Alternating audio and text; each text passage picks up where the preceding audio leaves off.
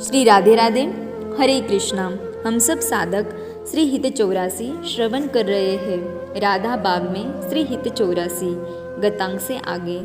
क्या श्री वृंदावन में रहने मात्र से कल्याण हो जाएगा? कल्याण तो काशी में मरने से भी हो जाता है।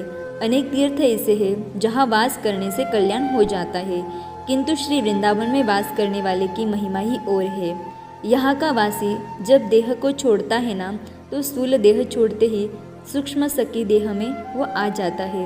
निकुंज से डोली आती है, ललिता आदि सखी डोली को उठाई होती है। उसी डोली में इस नई सखी को बैठा कर ले जाते हैं निकुंज। ये सच कह रहा हूँ मैं। श्री वृंदावन में वास करते हुए कोई गलत कर्म बन गया हो, कोई महत अपराध बन गया हो, तो क्या उसको भी निकुंज मिल जाएगा? अगर कोई महत अपराधी बन गया है तो दूसरा जन्म होगा, किंतु यही होगा, इसी श्रीधाम में होगा। श्रीधाम में वास करे और यहाँ मरे तो उसको निकुंज में प्रवेश मिलना ही है। हाँ, अपराधी है, पापी है उसको भी, किंतु एक बात है, अगर श्रीधाम का कोई अपराधी है या ब्रजवासियों का कोई अपराधी है तो फिर 3 जन्म उसे लेने पड़ेंगे। फिर 3 से चौथा जन्म उसका होगा नहीं, तीनों जन्म भी यही होंगे और उसे 3 जन्मों में ही श्री जी स्वच्छ बनाकर निकुंज में बुला लेगी। इसके लिए हमें क्या करना पड़ेगा? कुछ नहीं, बस श्रीधाम में वास, यहाँ पड़े रहो। देखो, साधना का मार्ग नहीं है ये मार्ग तो मान्यता का है। मान लो हम श्री जी के हैं और पड़े रहो श्रीवन में। आज श्री हित 84 का 64वां पद गान होगा। वेणुमाई बाजे वंशीवट, वेणुमाई बाजे वंशीवट, सदा बसंत रहत वृंदावन, पुलिन पवित्र सुबह जमुना तट। वेणुमाई बाजे वंशीवट, वेणुमाई बाजे वंशीवट, जटित क्रीट मकराकृत कुंडल, मुख अरविंद भवरमानो लट। दसन निकुंद कलि छबि लज्जित, सज्जित कनक समान पीत पट। वेणुमाई बाजे वंशीवट, मुनि मन ध्यान धरत नहीं पावत, करत विनोद संग बालक भट। दास अनन्य भजन रस कारण, श्रीहित हरिवंश प्रकट लीला नट। वेणुमाई बाजे वंशीवट, वेणुमाई बाजे वंशीवट। ध्यान। सुंदर श्री वृंदावन है। श्री वृंदावन में सब कुछ रसमय है, वे स्वयं रसागार है। यहाँ के वृक्ष सदा नीचे झुके रहते हैं, क्योंकि ये वृक्ष ध्यान में मग्न है। ये युगल चरण का दर्शन करते हुए ध्यानस्थ ही रहते हैं, इसलिए ये वृक्ष नीचे की ओर झुके हैं। यहाँ की लताएं कभी पुष्प से रहित नहीं होती, सदा पुष्पों से लदी है। हाँ, यहाँ यमुना है, ये अत्यंत निर्मल है।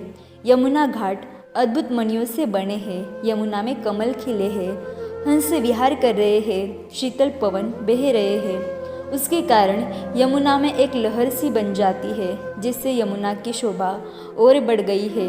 श्री वृंदावन में नाना प्रकार के कुंज है। ये कुंज भी ऋतु के अनुसार अपना रूप बदलते रहते हैं। वैसे यहाँ विशेष 2 ही ऋतुओं की प्राधान्यता है। ये 2 ऋतु ही यहाँ स्थायी रहती है, बाकी तो आते जाते रहते हैं। यहाँ के पक्षी भी अद्भुत है, सब समझते हैं, कब क्या कहूँ ना, ये सब जानते हैं। यहाँ की यमुना तट फैली रेत ऐसी लगती है जैसे मोती पीसकर बिखेर दिया हो। यमुना की रेत जब उड़ती है और आँखों में पड़ती है तब नयन शीतल हो जाते हैं। आज इसी यमुना के तट पर वंशीवट पर वेणु बजा रहे हैं श्याम सुंदर। क्यों?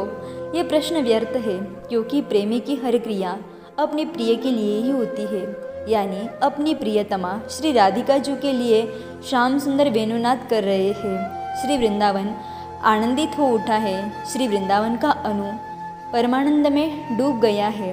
इसी का वर्णन हित सखी ने अपनी स्वामिनी श्री राधा रानी के सामने किया। हे मम स्वामिनी, वंशीवट में आपके प्रीतम वंशी बजा रहे हैं और पता ही है आपको तो कि आपको रिझाने के लिए ही बजा रहे हैं। फिर कुछ देर बाद हितसखी बोलती है, क्या ध्यान लगाकर वेणुनाद कर रहे हैं?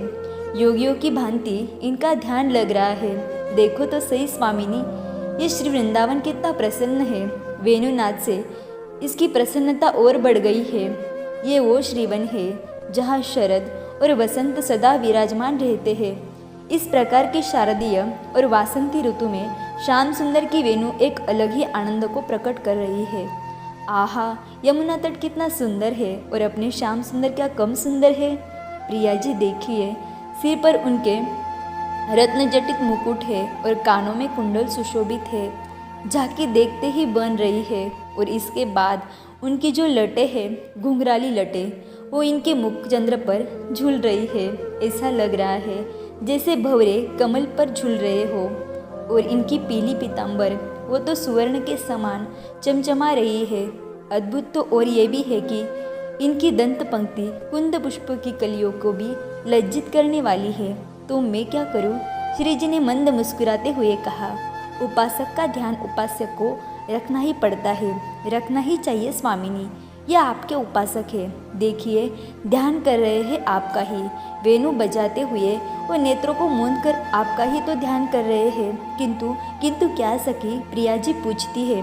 उपासक को मनवांछित फल नहीं मिल रहा, क्या चाहता है उपासक? श्री जी ने भी पूछ लिया। हितसखी बोली, आपका प्रेम। हितसखी के मुख से यह सुनते ही श्री जी उठकर खड़ी हो गई और दौड़कर अपने प्रियतम को हृदय से लगा लिया।